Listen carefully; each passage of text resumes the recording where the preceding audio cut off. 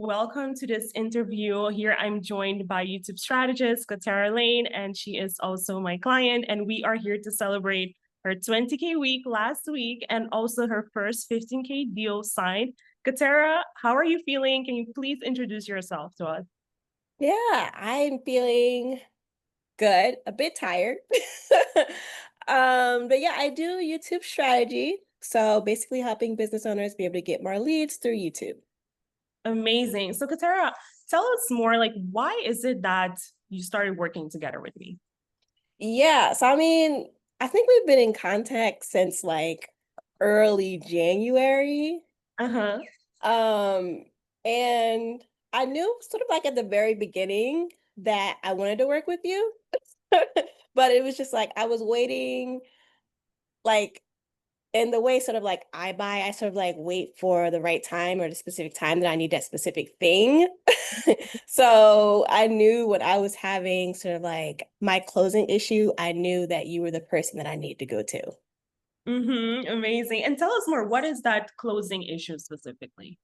Yeah, so this year I've been doing a lot or getting a lot more leads through like cold traffic. And with warm traffic, with hot traffic, like from YouTube or social media, like it's much easier to close those people. They know you, they trust you, they get on the call ready to buy. Cold leads, they're interested, but they don't really know you.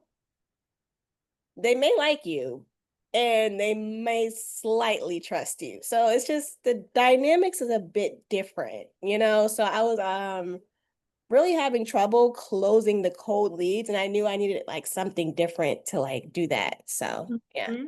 And what was that trouble specifically? Like, where did you notice the trouble coming up? I just knew that they were like they were literally be so close and they were like really interested, but for some reason it was just like something that was like holding them back. And when I talked to you, I remember you mentioning like, yeah, they were what did you say? You said they weren't emotionally activated, and it was true because me personally, I'm like a very logical person, so I'm like, okay, well, you said this is the right thing, you're interested, what are you waiting for? But it was really that emotional part, like you were saying.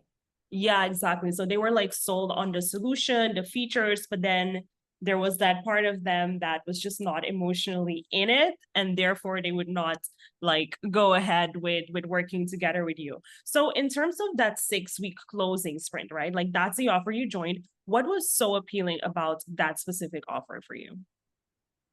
That you were gonna do it for me.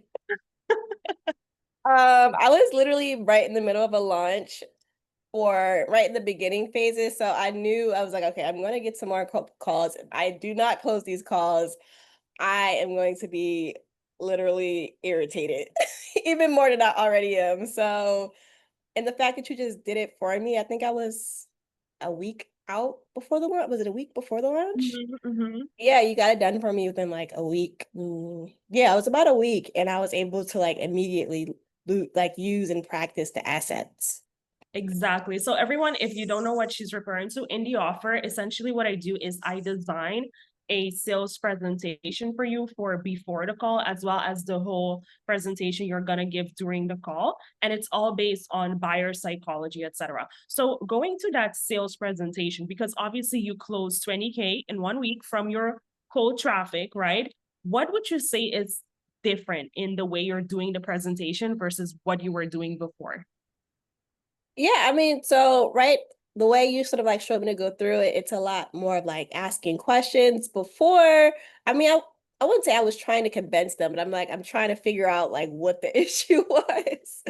Because, that's how I am. I'm kind of like a natural problem solver. And it wasn't working. So you showed me sort of like a structured approach to it, and sort of just to like focus on them and their problems and what they want. So yeah, and then a lot of the calls, they didn't even have objections. They just literally just needed to find the money. Exactly, exactly. And how was it that you feel now about, going through that process of also helping people to close on the call, right? Because that's a big part of what we did together in terms of those last parts when they say, "Oh, the money, it's an issue," but then you still being able to collect that cash. Yeah, so I think that was also the issue. And I'm just like, and when, they said, okay, I'm interested, or, reach out to me about a week, I never knew what to do with the information. My head was like, okay, like, you know how when you're like, and this is what I've been sort of like comparing it to all year, when you're younger and you're like asking your parents for something, right? And they say, okay, I'm gonna think about it. Yeah, yeah, yeah. And then you just kind of keep going back and forth to them, trying to ask them until they say yes. That's what, I'm not gonna lie, that's what I did. So it's Mhm. like, I don't know. I think I kind of applied that to business, which is not a good thing. But I think that's kind of how like I thought about it. Yeah. And now, how do you see it now? I'm like, okay, we have to get like a direct answer on the call today. It's either yes or no. Mhm, mhm. And now you know exactly what to say as well. Yes. Okay, that's awesome. So let's zoom in on your first 15K deal. Okay, because this is pretty major. Because when you came working with me, we were talking about closing the 1.5K coaching offer, Yeah. correct? And then things shifted. From my perspective, what I saw was as your confidence grew in terms of how to do the call, you were like, wait a minute, I also have this 3.5K offer, you have the 5K offer, and you have the 15K one. Yeah, that I think after going through it like a few times after going through the sales presentation, I'm like, this is so much work. I think that's when I started upping the price. I was like, okay, this is so much work. Like we have to do something else because I think it was just the amount of work we had to do in the sales presentation. And it's a Mhm. lot of good work, but it's like you're really leading the call and it's like a lot of like energy. So Yeah, like if I'm expending this much energy, before it was just like a casual conversation, but if I'm really putting this much energy into this call and building a YouTube strategy with you on the call, I'm gonna, put a little bit more like effort into the offer as well. exactly. Because it's a high ticket sales presentation, right? It's for you to be collecting those 5K, 15K, and even more deals. That's why it's like so structured, etc. And I was so happy that you were the one that was like, no, this is the offer that I'm gonna push it. I didn't have to say that to you because I remember in the beginning I was telling you, yeah, like 1.5K, this is like a little bit too low, etc. So tell us more about that 15K deal. How did you feel after you closed your first ever 15K deal? I was speechless. I think it was more, and then it was more from the fact that like this lady literally just met me like 7 days ago. Mm-hmm. Mm-hmm. I was like, she like, and I'm like actually like still talking to her like to this day. And it's just like you would think we'd known each other like longer, or like that she watched some of my content maybe beforehand, but she was just like, okay, well, let's get started. Exactly. And that's also what I tell people all the time. A lot of the times you're trying like with the current audience that you have, you think that's where your 15K buyer is. But what you've seen is it's a totally different person. And this person didn't need to be upsold into anything. They came in and they literally were like, let's go. How is that realization like expanding you right now? Yeah, I'm trying to figure out what to do with my audience currently. Like I knew beforehand that I was because I've been sort of like going through this all year when I was like, okay, I want to talk about more things and I want to talk to like a more specific type of person. But I feel like, closing that deal just kind of like let me know that yes, I definitely need to sort of like shift my content around and I kind of have like a better idea of what I'll sort of like be going into like next year with my content.